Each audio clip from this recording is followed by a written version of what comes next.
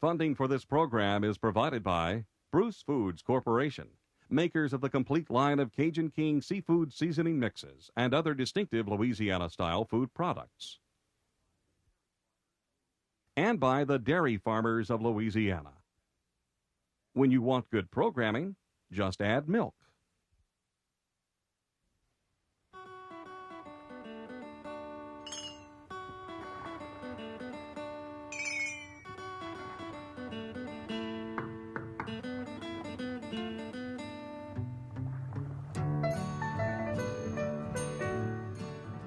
Louisiana.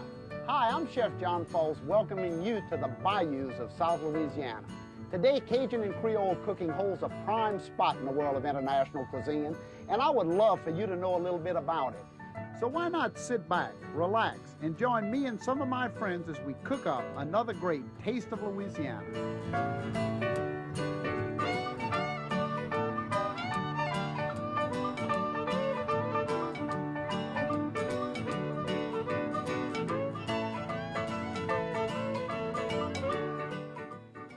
Y'all, and welcome to A Taste of Louisiana. I'm Chef John Folse, and you know, in my kitchen today, we're doing something that should have been done a long time ago. We're cooking healthy Cajun. Now, you know, what does all of that mean? What's these crazy words we hear? Low sodium, low fats, low cholesterol. It's so confusing to all of us, and that's what we want to talk about today. You know, here in the bayous of Louisiana, every time we cook anything in these old black iron pots, we begin with the roux. That's saturated fat, someone told me. That means bacon fat or any animal fat that's saturated. I had to learn something about that. We have to put flour into the pot and stir it around to make a cake or something, and all of a sudden we're eating unhealthy, I'm told. So we've got to change our habits. We have to change our ways. So I've had to study a little bit about what makes cooking healthy or unhealthy, and that's very confusing. You know, I've got a good friend of mine in French Settlement, Louisiana, a guy by the name of Chef Louis Jesselchek. And Louis is head of the National Nutrition Projects Committee of the ACF, which is the professional chefs in this country. And Louis tells me all the time, he says, John, there's no such thing as bad food, only too much good food. And I think he's right, because everything in moderation, I guess, is what we ought to be talking about. Variety in food, moderation, balance on the plate. Isn't that really what it's all about? Good common sense. Well, we want to take some of the dishes that we've been cooking in Louisiana for a long time, and dishes that you can probably cook anywhere around the country, and I want to show you what I've eliminated, or I should say, what I've added to the dishes to make them just a little better for us. We all have to remember, though, that what's nutritious for me may be bad for you. So with us today is a good friend of mine, an expert at all of this. Since I'm such an amateur, I have with me Barbara Dixon, and Barbara is with the Dixon Medical and Nutritional Clinic here in Baton Rouge, Louisiana, and she's taught me a lot about all of this, and she's going to come and visit with us today. So what's the first dish I'm going to cook? Well, cream soups. When we think about cream soups, you think of heavy whipping cream, you think of butter roux to thicken it with, you think of all the things that Barbara tells me may be bad if I eat too much of it. So today I'm going to do a cream soup that's going to surprise you, I think, in flavor. I'm going to begin in, naturally, my old black iron pot, and I'm going to put into this pot an unsaturated, low-fat, buttery flavored oil. How can you get all of that out in one mouthful? But just go through the shelves of the store and read the labels. You're going to find that some of these oils are unsaturated and very low in fats, and that's what you're looking for, as little fat as you can possibly get, but yet this is going to have a buttery flavor to it, and there are some oils that fit that profile. So into the pot, I'll just put a little bit of it. I'll kick this fire up to get me a good heat under the pot, and let's face it, we don't want to sacrifice flavor, do we? We want to make sure we have great flavor in everything we cook. So many people stay away from healthy eating because they say it doesn't taste good. Well, let's not sacrifice taste. Into my black iron pot, I'm going to put all of the flavors of Louisiana, the things that we normally think about when we cook Louisiana cooking. I'm going to put a little bit onions, maybe a little bit more onions. I want it to taste real good.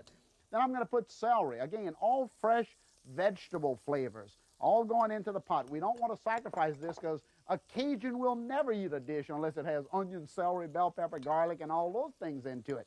A little bit of the red bell pepper because, of course, also it's got to look good. And I'm going to put a little bit of the gold bell pepper into it, and, of course, garlic. And I'm going to put a nice spoonful of garlic, and instantly all of those good flavors start to come together down in this buttery flavored oil. And look how nice that looks. Instantly you have a lot of this great eye appeal, and that's what makes the dish look so good naturally. So we're going to spread that around. And now I want you to take a look at what I have on this plate here. Here I have broccoli, and the broccoli has already been steamed and chopped, so it's really, really nice and tender. We don't have to overcook it. Here we have lump crab meat, jumbo lump crab. Now, I know exactly what you're going to say. That's shellfish.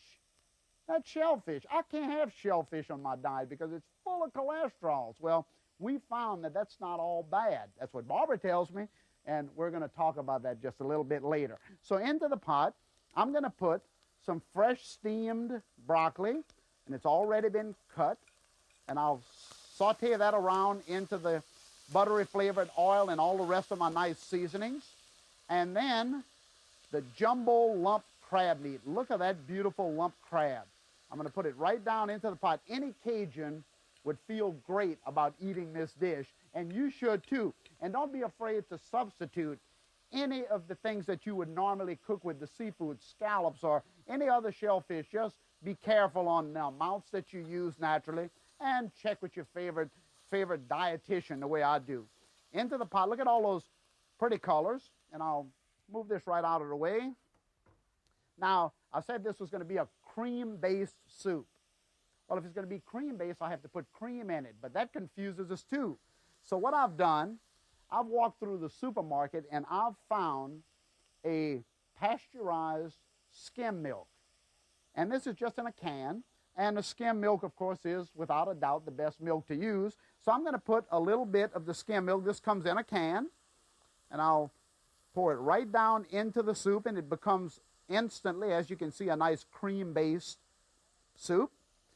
And to add just a little more of a touch of flavor, I'm going to put a little bit shrimp stock. Now, the shrimp stock will naturally give this great shrimp flavor.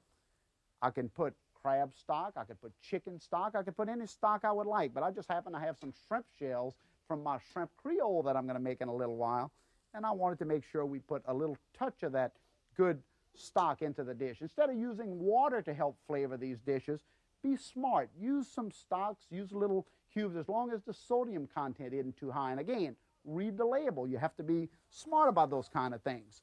So I'll stir this around. Look at the colors in there. Isn't that eye appeal again? It makes it look good, so naturally it's going to taste good. Now, in Cajun cooking, I would have always, before today, started this dish with a roux, a little bit butter, a little bit flour to thicken this dish. Well, how am I going to do it now? I don't have the roux, right? Well, I'll tell you what I'll use. I'll just reach over here, and I'll get a little bit cornstarch. And I've mixed cornstarch and water, and I've got my little whip here. I need to break it all up. You just mix the cornstarch. It takes about, I guess 2 tablespoons of cornstarch to thicken about 12 ounces of this cream. So I've got about 4 or 6. Experiment a little bit. Remember the volumes that you're making. You don't have to worry too much about how much goes into the pot. Just experiment a little bit. And I'm going to mix that well. My soup is just boiling away here. And I'll go ahead and mix in my cornstarch. And the cornstarch will naturally just thicken this soup right away. You can see how thick that is. Doesn't this look like a great cream soup? That's exactly what it is, with the great flavors of Louisiana. The crab meat naturally, and I'll lower this fire now. Got to get this fire real low. And into this, if it becomes too thick, you can add a little bit more of the stock, or you can add water, or a little bit more of the skim milk. But I'm adding a little more stock. And you notice I didn't put any salt in this dish. Well, the crab meat naturally has salt. So you want to be careful, again, if you're on a low-sodium diet, to make sure that you remember those things. Seafood has a certain amount of salt into it. But I do have to flavor, so I'm going to put a little touch of cracked black pepper. I always like to use Louisiana hot sauce. It gives a great little flavor. Again, adding flavor into the pot. That's the important thing. You want to make sure that it's flavored properly. It's a soup made with cream or milk, so I'm going to put a little nutmeg down into the dish. A spice. All spices are good for you. Again, in moderation, I guess, but I hadn't found any bad spice. So we want to mix that in. And you can, I wish you could smell this, the flavor of that nutmeg and all the crab meat and the shrimp stock. Oh, just, I tell you, it's to die for without even the cream. Look at here. And look how, let me get a ladle of this so you can see how nice and thick that is. And look at the pretty colors. It's got to be eye appealing, but if it's that eye appealing, it's got to taste good also. And what have we eliminated in this dish? Well, we've eliminated the heavy oils. We've eliminated the flour roux, basically. We've put in the fresh vegetables. We've eliminated the heavy cream, so we have good vegetables, good seafood, and, of course, great flavor. So I'm going to let this just kind of saute on a low fire back here because, you know, when Barbara Dixon comes out, she's going to have to taste this and let me know whether it's good or not. So, although, hey, I know the answer to that question. Okay, now I'll move this to the back. And I'll bring up another one of my old black iron skillets. You always see me using these black iron skillets. That's because these old 200-year-old black iron pots, just the heat is transferred so evenly across the bottom of them. And the secret to good cookware is always a good, heavy, thick bottom. That's the important thing. Remember to always buy cookware that's going to last about 200 years because you can hand it down from generation to generation. And good cookware is made sturdy and heavy, and had it not been for my great-great-great-great-great-grandmother buying good cookware, I couldn't cook in this skillet today. So remember that. Okay, now I'm going to do shrimp a la Creole, the great Creole dish of New Orleans. Again, we're using shellfish, and I know good and well Barbara's going to have to talk to me about that, but look what I'm going to put into the pot. This old bottle right here, is about, again, I'd guess maybe 100, 200 years old. This is my olive oil bottle. I found this old olive oil bottle just rummaging through the bayous of Louisiana, and I loved it so much. I keep my olive oil in here, and it makes a great, people talk about this bottle all the time. You'd be afraid to put olive oil in this saute pan, you said? What? Hey, Barbara tells me everybody uses olive oil. We can use a little bit of it, and that's what I'm going to use right here. If you have a question, we'll ask her in a minute. Let's put a little olive oil down into it. Not too much, just enough. And no, you're not getting this bottle. It's my bottle. Put it right there. Okay, again, the flavors of Cajun cooking, the flavors of Creole cooking in the city of New Orleans.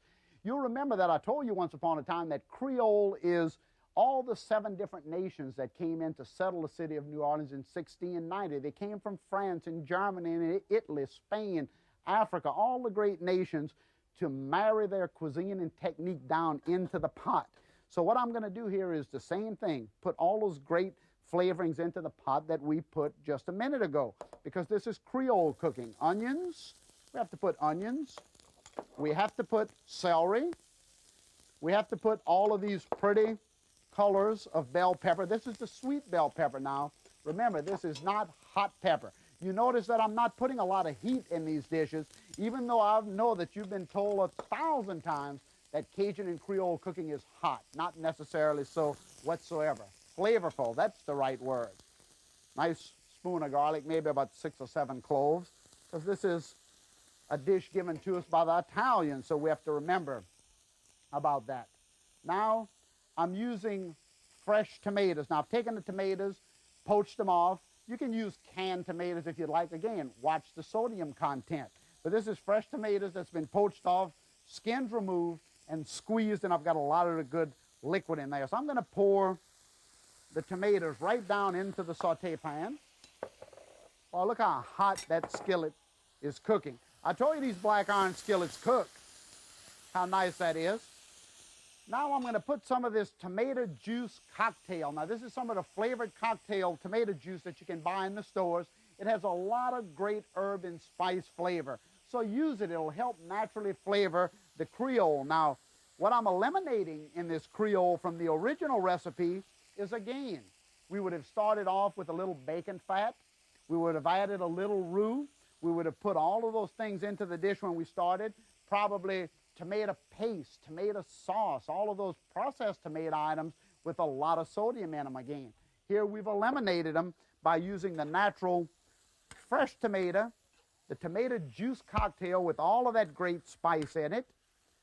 And, boy, I tell you, you have got to look at this. Only in Louisiana. Look at this, jumbo shrimp. This is the white shrimp of the Gulf of Mexico. If you can get a good, pretty shot of that, look at those shrimp right here. And these are about a 16, 20 count shrimp. These are head on just to show you what they look like normally. That's what I made my shrimp stock with, by the way.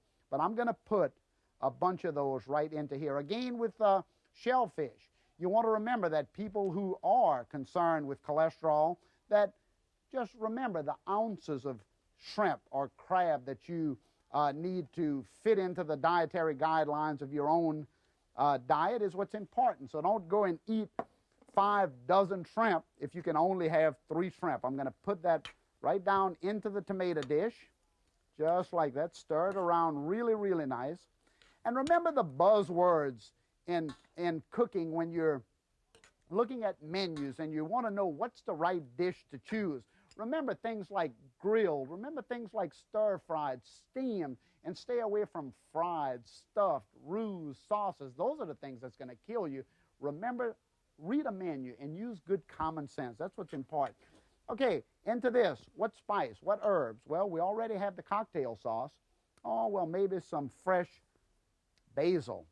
Basil and tomato. Always good. I'm going to break some in, just like that. Maybe a couple more. Nice leaves of basil down into the dish. Of course, again, a couple dashes of Louisiana hot sauce. Not too much, just a couple to add that little spice to it. And I'll continue to move this around, and the shrimp will cook into the sauce, and as the sauce reduces, it'll thicken. And instead of having that really heavy root taste, it'll be a nice natural taste. I'll continue to let this simmer for just 1 second. And let me show you a couple other dishes while this is cooking that I've attempted to change my evil ways on. I want to show you some of the things that I've done lately in the restaurant over at Lafitte's Landing in Donaldsonville. This right here is stuffed peppers, tri-colored peppers. And the tri-colored peppers, of course, red, green, and gold. Normally, I would have stuffed these peppers with ground pork, ground beef. I would have put a lot of all kinds of different fats into this dish. Of course, in Louisiana, we love rice. So rice is one of the mainstays in our cuisine. What have I done different? Well, I poached the peppers in water. And then instead of using ground beef and pork, I use ground turkey breast. But remember, a lot of times in stores, they'll ground the whole turkey, including the skin, so it's worse for you than if you would have used the beef or the pork. You have to ask questions. Remember, it's got to be skinless turkey breast if it's going to be good for you. So that's what I've done here, sauteed the turkey breast, and off we went running with a great dish, tri-colored peppers. Now this is an interesting little dish. This right here is Filo Dough. It's the little Italian pastry. Not much butter in it or oils, but this is a famous dish at our restaurant. We fill these little pastry bags with Oysters Rockefeller sauce. Well, what we've done, again, we've eliminated the roux, we've eliminated the sugar, the tomato ketchup and paste, and we've just, let me break one of these open so you can see what it looks like inside. Look at here, we've substituted the oysters for a little bit crab meat, and it's just a natural spinach and onions all chopped together. Very, very, very healthy rather than all those heavy roux and sugars down into the dish. Oysters Rockefeller, in this case, crab meat Rockefeller. So that's just 2 little dishes. I want to plate this up for you. I have to plate this shrimp a la Creole, light Cajun style, I guess I should call it. Light Cajun style. Gee, I've never heard that word before. That's a new word. Okay, the fresh tomatoes. And I know good and well that you're going to love this dish. Look at here. Look at here. Look at here. All just so natural. Great, great flavor. It's got to have great flavor. We started off with great flavors. How can we not end with great flavors? I'll cut this fire off here. And let me see, I'll move these shrimp around so you can see how pretty they are. Presentation means a lot. So you want to remember to present the plate really nice. Now I'll put a little colors on it. What about some little purple cabbage? That's okay. Anything that's got nice color. Maybe a little orange, and of course parsley. Nice fresh parsley. And I'll wipe the rim of the plate, just like that. And hey, is that a great dish or what? It's a beautiful dish. I can't wait to bite into that. I'll leave this here, and we'll even sample some of the cream soup in just a minute. But you know, I promised that I would have the lady who taught me all of this about eating healthy to come visit with us. And Barbara Dixon, I know you're here somewhere. Come on and let's talk about, did I do a good job, huh? You did a fantastic job. Good to see you. Good to see you. How does all this look? It looks great, but it smells. I mean, the fumes.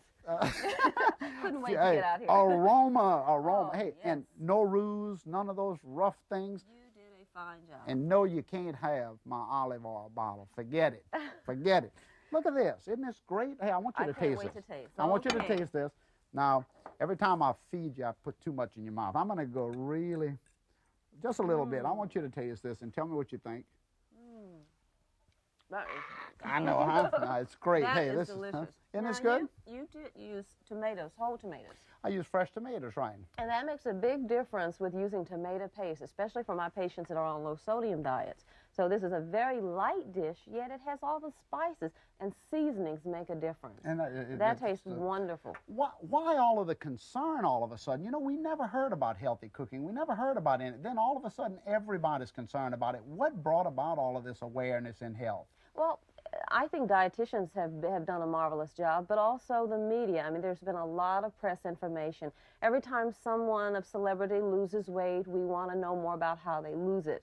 If someone is healthy, if we hear statistics about heart disease or diabetes or a disease that's been eradicated, then this makes press and this makes news. And people are listening, people are reading more. More and more books are out about diet and nutrition. So in America, we are bitten, and we've been one of the last countries to be bitten by this, but it's a good thing.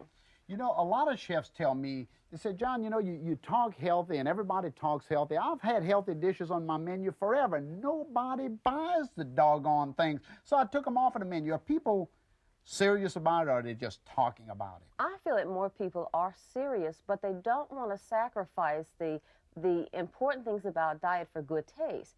Many times people are afraid to ask when they go to restaurants. They're not quite sure that there are going to be special items or special dietary restrictions for them when they go in. So customers shouldn't be afraid just to ask the chef, hey, I have a special requirement, this is what I need. And if the chef doesn't want to do it, hey, come eat at my restaurant, I'll do it, right? Definitely. People should not be afraid to ask. As a matter of fact, when the waiter comes out is the perfect time to ask. Don't wait until after the meal is served and say, oh, by the way, can you make this low in fat? Is there a downside to all of this? I mean, is there really, everybody's so health conscious, but is there a downside to all of this issue? Well, John, some people become obsessed with dieting. Some people are unduly restricting foods that they don't necessarily have to. In other words, if your cholesterol levels are not high, you don't have to be as restrictive as someone who has elevated levels. Everything in moderation. You mentioned 3 key words: balance, variety, and moderation. Make a well-balanced diet. If you eat a variety of foods, and you certainly have these things here, that's what's important. Well, I want to thank the registered dietitians such as yourself and the people who are teaching us as chefs about nutrition, because you are, and without your help, we could not help our customers. So I want to thank you, first of all, for doing all of that. Now, I go to cocktail parties. People go to cocktail parties. They see all this beautiful food. How do they really know what's good and what's not good? How do they know not to just jump into something? Well, I think, you know, first of all, reading the menus ahead of time, if you do know what's on the menu, deciding before you go to a cocktail party what you're going to have. And also, John, eating before you go to a cocktail party. If you're full and you don't have to taste this and that and the other, then chances are you won't go off your diet.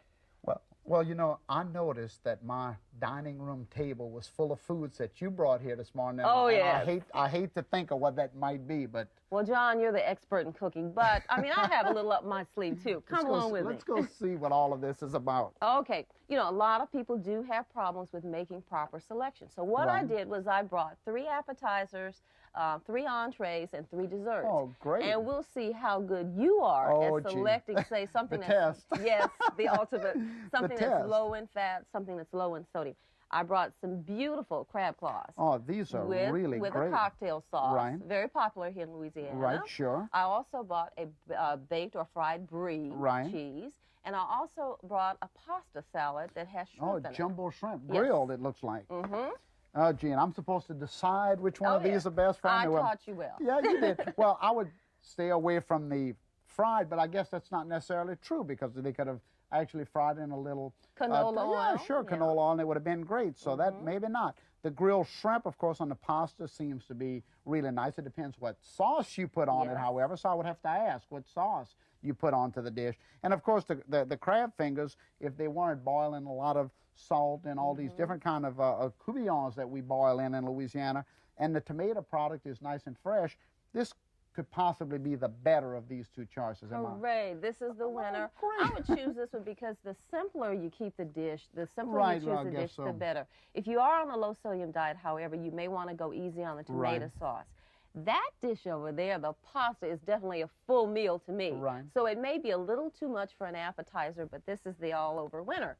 Now I have some chicken breast that has a honey glazed sauce on it. Right. And I have some fish that is in a batter. Right. And I also have some red beans and rice. Well, hey, I can stop right now and tell you that even if I drop dead as we speak, I'm going for the red beans, rice, and sausage. Hey, this is mine right here. I can understand as that. you can tell, right? Now, it's a matter of fact, John, beans are a good source of protein. And red beans and rice, as with any other beans and lentils, are an excellent source to replace meat because some people are eating less red meat. However, the sausage that's on that dish, you may want to be careful of if you're on a low-sodium diet. So the winner is the chicken breast, and make sure that the skin is off. Now, as far as for the desserts, I know that this was just a light poached item. So desserts, I would choose the fresh fruit plate naturally. And Barbara, as always, we're out of time here. I appreciate all of this. And you know, thank you so much for teaching me, but I just want to make sure that everybody out there comes back and visit with us next time as we create more of these great Taste of Louisiana. And thank you so much. Let's taste some of this. Oh, yes, I can't wait. What should we eat first? Maybe let's the try poached pear? Okay. The dessert? Yeah. Okay. So you go ahead and bite into that one, and I'll maybe bite into this great cheesecake here. Do you know I didn't even use sugar in this one? Not bad. Cheesecake is good too. In moderation, John. In moderation. Everything and in moderation. Fruit.